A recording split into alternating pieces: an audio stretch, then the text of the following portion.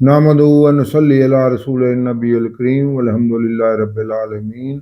अस्सलातु वस्सलामु अलैका या सय्यदी या रसूलल्लाह व सल्लम अलैका व अला आलिका व अस्हाबिका या सय्यदी या हबीबल्लाह। मुअज़्ज़ज़ सामीईन व नाज़रीन, अस्सलामु अलैकुम व रहमतुल्लाहि व बरकातुहू। आज हम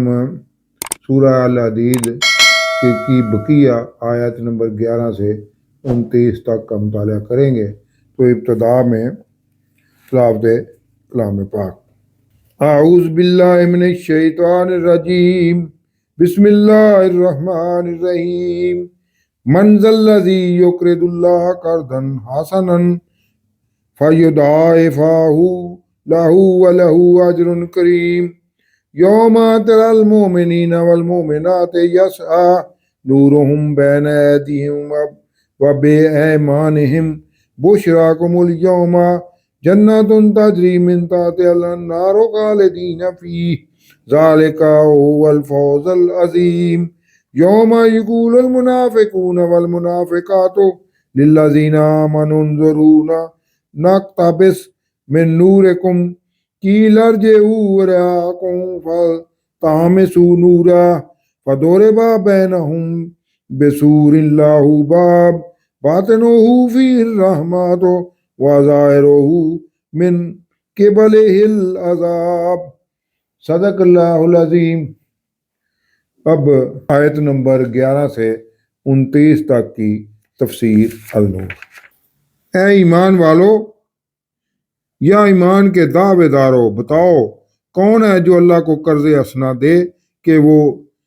अल्लाह इसमें इसके लिए बढ़ाता रहे जो इसके लिए अजर करीम होगा। यानी ना सिर्फ दुनिया में बल्कि क़यामत के दिन भी इसकी इज्जत अफजाई होगी। इस आयत से मुल्की निज़ाम में ज़कात को नाफज करने की भी रहनुमाई मिलती है।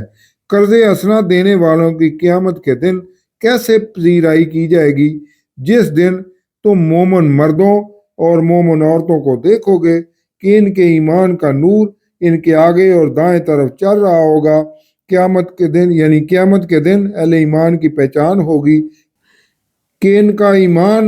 नूर बनकर इनके आगे और दाएं तरफ से रहनुमाई करेगा, और उन्हें यह भी कहा जाएगा कि आज तुम्हारे लिए बिशारत है इन जन्नतों की जिनके नीचे नहरें बह रही हैं, जिनमें अब तुम हमेशा रहोगे, यही बड़ी कामयाबी है।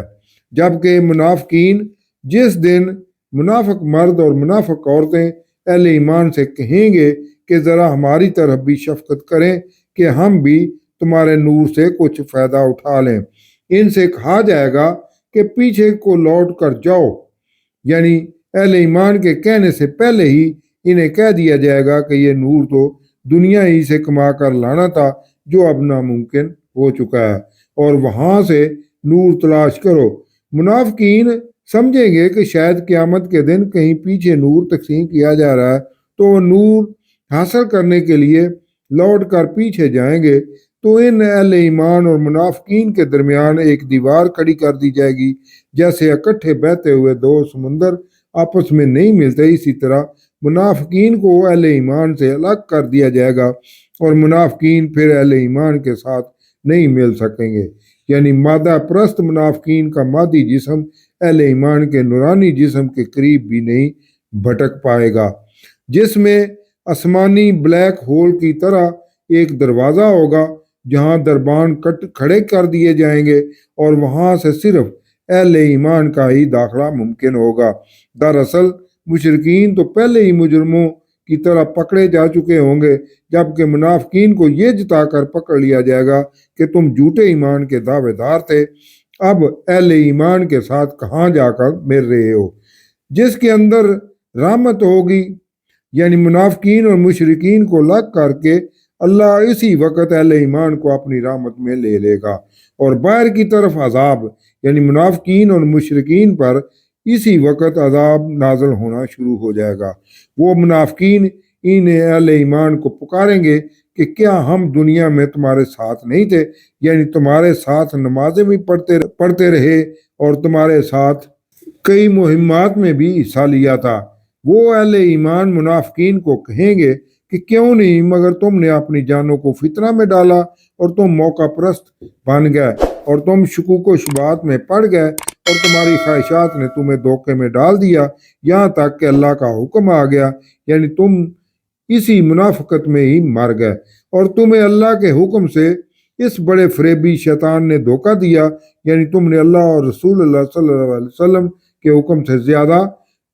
مال و دولت کو مقدم رکھا اور شک میں ہی پڑے رہے کہ پتہ نہیں قیامت قائم ہونی بھی ہے یا نہیں، تو ہم اپنے آپ کو دنیا میں جان جوکھوں میں کیوں ڈالیں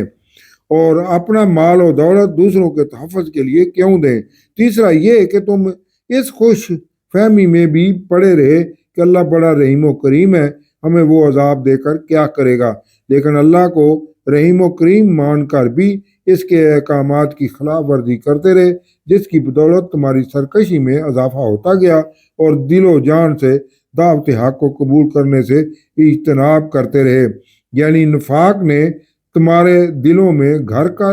کیے رکھا اور در پردہ مسلمانوں کی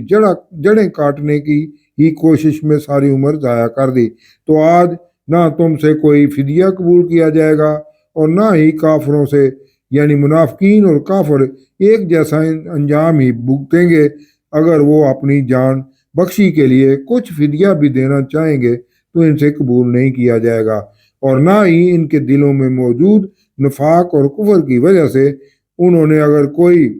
نیک عمل کیا بھی ہوگا تو اسے قبول نہیں کیا جائے گا۔ اب تمہارا یعنی کافروں اور منافقین کا ٹھکانہ آ گیا، وہی تمہاری ساتھی ہے اور وہ بہت برا ٹھکانہ ہے۔ کیا یہ سب جاننے کے بعد اہل ایمان مومنوں اور ایمان کے دعوے داروں کے لیے بھی وقت نہیں آیا کہ ان کے دل جھک جائیں اللہ کی یاد کے لیے اور اس حق قرآن کے لیے جو نازل کیا گیا ہے،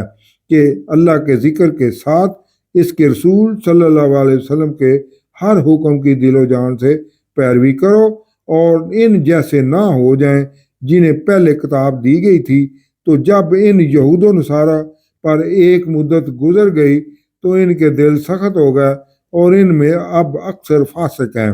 یعنی ابتدائی طور پر بنی اسرائیل بھی اہل ایمان ہی تھے، پھر وہ آہستہ آہستہ گمراہی کا شکار ہوتے گئے اور ان کا انجام بھی تمہیں معلوم ہے۔ ایمان کے دعوے داروں کو یہ خبر دے کر خبردار کیا گیا ہے کہ کبھی بھی قرآنی احکامات کی خلاف ورزی نہ کرنا، ورنہ تمہارا انجام بھی بنی اسرائیل جیسا ہی ہوگا۔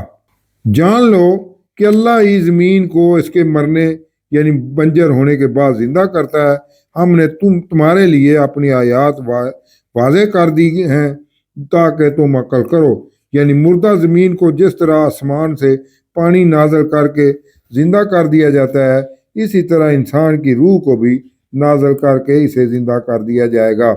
اس لیے کچھ عقل سے کام لو اور دعوت حق کو تسلیم کرتے ہوئے روز قیامت اٹھنے پر بھی ایمان لے آؤ، جو ایک اٹل حقیقت ہے، اور جو احکامات رسول اللہ صلی اللہ علیہ وسلم تمہیں پہنچا رہے ہیں ان کو مانو اور عمل کرو۔ صدقہ دینے والے مرد اور صدقہ دینے والی عورتیں اور جو اللہ کو قرض حسنہ دیں، ان کے لیے اللہ کی راہ میں دیا ہوا مال ان کو دگنا دیا جائے گا اور ان کے لیے عزت والا اجر بھی ہوگا۔ یعنی انفاق فی سبیل اللہ میں ہی ایک تو ایمان کی پرکھ ہے، دوسرا اسی میں انسان کی عزت افزائی اور دلوں کو نور ایمان سے منور کرنا ہے۔ اور جو اللہ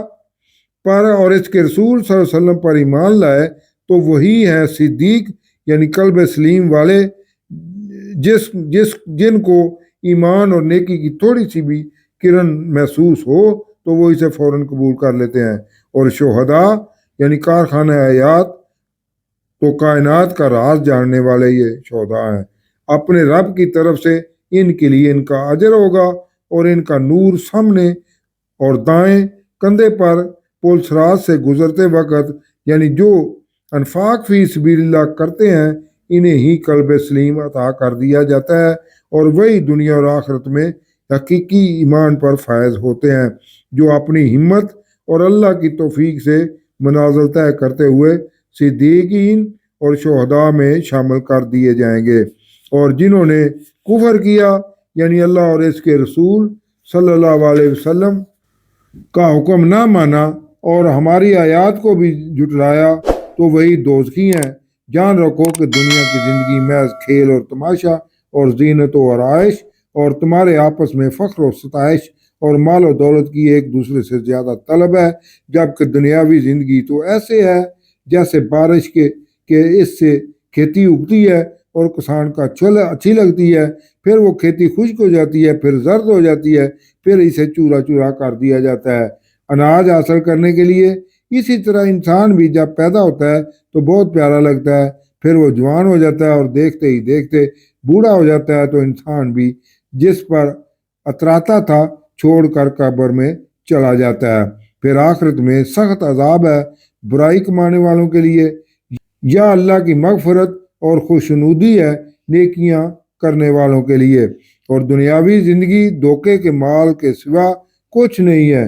جس کے لیے تم حقیقت کو نظر انداز کیے ہوئے ہو اور اللہ کی یاد اور اس کے احکامات نہ صرف بھولے ہوئے ہو بلکہ تمہیں دنیاوی مال و متاع نے آخرت کی فکر سے بھی غافل کر دیا ہے۔ اس لیے آگے بڑھو اپنے رب کی مغفرت اور جنت کی طرف جو آسمان اور زمین جیسی عریض ہے جو تیار کی گئی ہے اللہ پر اور اس کے رسولوں پر ایمان لانے والوں کے لیے۔ یہ اللہ کا فضل ہے، وہ جس کو چاہے دے گا، اور اللہ کا فضل بہت بڑا ہے۔ یعنی اللہ چاہتا ہے کہ انسان دنیاوی زندگی اللہ اور اس کے رسول صلی اللہ علیہ وسلم کے احکامات کی بجا آوری میں بسر کرے تاکہ وہ قیامت کے دن اللہ کے بڑے فضل کا حقدار ہو۔ کوئی مصیبت نہیں پہنچتی نہ زمین میں اور نہ ہی تمہاری اپنی جانوں میں مگر پیشتر اس کے کہ ہم اس کو ظاہر کریں جو ایک کتاب میں لکھی ہے جو اللہ کو بہت آسان ہے۔ یعنی انسان کی بدعمالیاں پہلے درج کی جا چکی ہوتی ہیں، تمام زمینی اور آسمانی آفات، سیلاب، قحط، زلزلے اور ملک بیماریوں وغیرہ جو اجتماعی طور پر یا انفرادی طور پر نازل کی جاتی ہیں، ان کے نازل کرنے سے پہلے ہی انسانی اجتماعی یا انفرادی بدعمالیاں درج کی جا چکی ہوتی ہیں تاکہ تم افسوس نہ کرو جو تمہارے ہاتھ سے جا چکا اور اس پر فخر نہ کرو جو تمہیں دیا جائے۔ یعنی اگر تمہاری بدعمالیوں کی وجہ سے کوئی تمہیں نقصان پہنچے تو اگر پھر بھی اللہ کی طرف رجوع کر لو گے تو اللہ تمہیں بہت کچھ مزید عطا کر دے گا، اور اللہ کو شیخی بگاڑنے والے اور اترانے والے پسند نہیں ہے۔ یعنی آفات شیخی بگاڑنے اور اترانے کی وجہ سے بھی نازل کی جاتی ہیں، کیونکہ جو دنیاوی نعمت انسان کو دی جاتی ہے اس کے لیے ہر انسان اللہ کے ہاں قیامت کے دن جواب دہ بھی ہے کہ اس نے اللہ کی عطا کی ہوئی نعمتوں کو کہاں کہاں اور کیسے صرف کیا۔ اس لیے انسان کو ایسے اعمال کرنے چاہیے کہ وہ احتساب کے برے انجام سے محفوظ رہے۔ چونکہ اس صورت میں انفاق فی سبیل اللہ کی انسان کو ترغیب دی گئی ہے، اس لیے اس آیت کا یہ بھی نتیجہ اخذ کیا جا سکتا ہے کہ اللہ کی عطا کردہ نعمتوں میں سے کچھ حصہ اللہ کی راہ میں بھی خرچ کرنا ضروری ہے جو انسان کے لیے صدقہ جاریہ ہوگا اور ابدی زندگی میں اللہ کے فضل کا باعث بنے گا۔ اس کے برعکس جو قبیلے کے سردار خود بھی بخل کرتے ہیں اور دوسروں کو بھی بخل کا حکم دیتے ہیں، اور جو کوئی خود بھی انفاق فی سبیل اللہ سے روگردانی کرے گا تو اللہ بے نیاز ہے۔ یعنی کوئی یہ نہ سمجھے کہ اگر وہ اللہ کی راہ میں نہیں دے گا تو کفر کے خلاف جنگیں رک جائیں گی اور دعوت حق بھی کمزور ہونے لگ جائے گی۔ اللہ کو تمہارے انفاق کی کوئی ضرورت نہیں ہے، البتہ اللہ یہ ضرور چاہتا ہے کہ میرے دیے ہوئے مال میں سے ہی اللہ اور اس کے رسول کا حکم مانتے ہوئے انسان کچھ خرچ کرے جو اس کے لیے آخرت میں نجات کا ذریعہ بن سکتا ہے۔ ہم نے اپنے رسولوں کو واضح نشانیاں دے کر بھیجا اور ہم نے ان کے ساتھ کتاب اور میزان نازل کی تاکہ لوگ انصاف پر قائم رہیں۔ یعنی رسولوں کو مبعوث کرنے کا یہ بنیادی مقصد تھا کہ وہ اللہ کے عطا کردہ قانون کے مطابق معاشرے میں عدل و انصاف کا نظام رائج کریں تاکہ بے بس اور لاچاروں کے حقوق و فرائض کا بھی دھیان رکھا جا سکے اور معاشرہ راہ ہدایت ہی کی طرف گامزن رہے۔ آج ہم اپنی اجتماعی اور انفرادی زندگیوں کا جائزہ لیں تو یہ سمجھنا کوئی مشکل نہیں ہے کہ ہم اللہ کے عطا کردہ عدل و انصاف کے نظام سے کتنے دور ہو چکے ہیں، جس کی بدولت اسلامی مملکت ہونے کے باوجود معاشرے میں انتشار، معاشی و معاشرتی اور اخلاقی نامہاریاں پیدا ہو چکی ہیں، کیونکہ آج کوئی بھی میراث یافتہ طبقہ عدل و انصاف کو پسند نہیں کرتا، اور وہ کم میراث یافتہ طبقے کو حقیر اور غلام سمجھتا ہے، جبکہ غربا کی تعداد معاشرے میں امراء سے کہیں زیادہ ہے۔ دراصل معاشرے میں عدل و انصاف کا قیام ہی ایمان کی اصل روح ہے، کہ نہ اپنے آپ پر زیادتی کی جائے اور نہ ہی کسی دوسرے پر۔ اور ہم نے لوہا بھی اتارا ہے، سائنس آج ثابت کر رہی ہے کہ لوہا آسمان سے ہی نازل شدہ ہے، اس میں سخت جنگی صلاحیت ہے اور لوگوں کے لیے دوسرے فائدے بھی ہیں، یعنی معاشرے میں اسلامی انقلاب لانے اور عدل و انصاف کے نظام میں اگر کوئی رکاوٹ بنتا ہے تو لوہے سے جنگی سامان تیار کر لیا جائے، اور ایسی رکاوٹیں ڈالنے والوں کے خلاف اگر جنگ بھی کرنی پڑتی ہے تو کی جائے، اور تمام رکاوٹیں دور کر کے نظام عدل و انصاف سختی سے نافذ کیا جائے، جس میں کسی چھوٹے بڑے کی کوئی تمیز نہ ہو۔ اللہ عدل و انصاف کے قانون ہی کی معاشرے میں حکمرانی چاہتا ہے، اس لیے اس کی مد مقابل تمام قوتوں کو کچل دیا جائے، اور اہل ایمان کو چاہیے کہ اس سلسلے میں پیش آنے والی تمام تکالیف اور کٹھن مراحل کو صبر اور ہمت سے برداشت کریں، اور تاکہ اللہ جان لے کہ کون انفاق فی سبیل اللہ کے ذریعے مدد کرتا ہے، اس کی اور اس کے رسولوں کی اللہ کے غیب میں ہونے کے باوجود۔ بے شک اللہ قوت والا زبردست ہے، اور ہم نے نوح اور ابراہیم علیہ السلام کو بھیجا تھا، اور ہم نے انہی کی نسل میں نبوت اور کتاب رکھ دی۔ طوفان نوح علیہ السلام کے بعد بچنے والے افراد نوح علیہ السلام کی نسل سے تھے، باقی تمام سیلاب میں غرق کر دیے گئے تھے، اور ابراہیم علیہ السلام بھی نوح علیہ السلام کے بیٹے سام ہی کی نسل سے ہیں، تو ان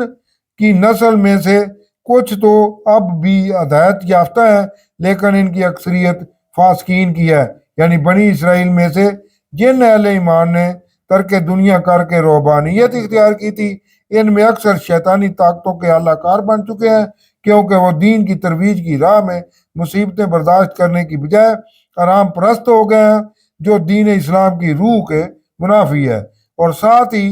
در پردہ مسلمانوں کو بھی خبردار کیا جا رہا ہے کہ دنیا سے بے رغبتی کا مقصد یہ نہیں ہے کہ تم بھی عملی زندگی ترک کر کے گوشہ نشین ہو جاؤ۔ پھر ہم نے ان کے پیچھے بہت سے رسول بھیجے، اور پھر ان کے پیچھے رہبانیت میں پڑھ کر گمراہ ہونے والوں کے لیے عیسیٰ علیہ السلام بن مریم کو بھیجا، اور اسے انجیل عطا کی، اور آپ علیہ السلام کے پیروکاروں کے دلوں میں نرمی اور رحمت رکھی، یعنی عیسیٰ علیہ السلام کے حواریوں میں ایک دوسرے کا درد محسوس کرنے والا اور کسی کے دکھ درد کو دور کرنے والا جذبہ پیدا کر دیا۔ حضرت عیسیٰ علیہ السلام بھی نرم دل تھے، اور مزاجن ان میں بالکل سختی نہیں پائی جاتی تھی، اور حضور اکرم صلی اللہ علیہ وسلم کو بھی اللہ نے رؤوف الرحیم کہہ کر پکارا ہے، کیونکہ آپ صلی اللہ علیہ وسلم بھی نہایت نرم دل کے مالک تھے۔ عیسائیوں کی اسی نرمی سے فائدہ اٹھاتے ہوئے شیطان نے اہل اسلام عیسائیوں کا رخ رہبانیت کی طرف موڑ دیا، تاکہ وہ دین کی ترویج نہ کر سکیں۔ رہبانیت کی تو انہوں نے یعنی عیسائیوں نے بذات خود ابتدا کی تھی، ہم نے اسے رہبانیت کو لازم نہیں کیا تھا، مگر شروع میں انہوں نے اللہ کی رضا چاہنے کے لیے ایسا کیا، پھر وہ اس کی پابندی بھی نہ کر سکے جیسا پابندی کا کیا جانا چاہیے تھا، یعنی جو انہوں نے اپنے اوپر غیر فطری تارک دنیا ہونے کی پابندی لگائی تھی وہ اسے نبھا نہ سکے، اور وہ راہب اور نن زناکاری میں ملوث ہو گئے، اور آج بھی عیسائیوں کی عبادت گاہوں کے تہہ خانوں میں حرامی پیدا ہونے والے بچوں کے قبرستان ہیں۔ تو ہم نے ان راہبوں میں سے اہل ایمان کو ان کا اجر عطا کر دیا، یعنی جو راہب اپنی زندگی میں دین پر قائم رہے انہیں ان کا اجر دے دیا گیا، لیکن ان راہبوں کی اکثریت فاسقین میں سے ہو گئی۔ اے عیسائیت پر قائم ایمان والو، اللہ سے ڈرو اور اس کے رسول صلی اللہ علیہ وسلم پر ایمان لے آؤ، اللہ تمہیں اپنی رحمت کے 2 حصے عطا کر دے گا۔ ایک حصہ جو تمہیں عیسیٰ علیہ السلام پر ایمان لانے کا عطا کیا تھا، اور دوسرا رحمت کا حصہ یعنی آخری نبی رحمت اللہ عالمین صلی اللہ علیہ وسلم پر ایمان لانے کا عطا کر دیا جائے گا، اور تمہیں نور بھی عطا کر دے گا، جیسے مومنین کو قیامت کے دن نور عطا کرنے کی بشارت دی گئی ہے، جس کو لے کر تم قیامت کے دن اہل ایمان کی طرح چل سکو گے، اور اللہ تمہارے روحانیت کے دوران کیے گئے گناہوں کو بھی بخش دے گا، اور اللہ بخشنے والا نہایت رحم کرنے والا ہے۔ یعنی عیسائیت پر ایمان کا دعویٰ کرنے والوں، اب تمہاری بھلائی اسی میں ہے کہ تم حضور اکرم صلی اللہ علیہ وسلم پر ایمان لے آؤ، تاکہ اہل کتاب یہود و نصارہ یہ نہ جانے کہ اللہ کے فضل پر ان کا کوئی حق نہیں ہے۔ یعنی اگر یہود و نصارہ حضور اکرم صلی اللہ علیہ وسلم پر ایمان لیتے ہیں تو وہی اللہ کا فضل انہیں بھی عطا کر دیا جائے گا جو موجودہ اہل ایمان کو دیا جائے گا، کیونکہ اللہ کی رحمت کا دروازہ کبھی بھی بند نہیں ہوتا۔ بے شک اللہ ہی کے ہاتھ میں اس کا فضل ہے، جسے چاہتا ہے دیتا ہے، یعنی فضل حاصل کرنے والے خواہش مندوں کو اللہ نا امید نہیں لوٹاتا، اور اللہ بڑے فضل والا ہے۔ یہ سورت کا مطالعہ تھا۔ صدق اللہ العظیم۔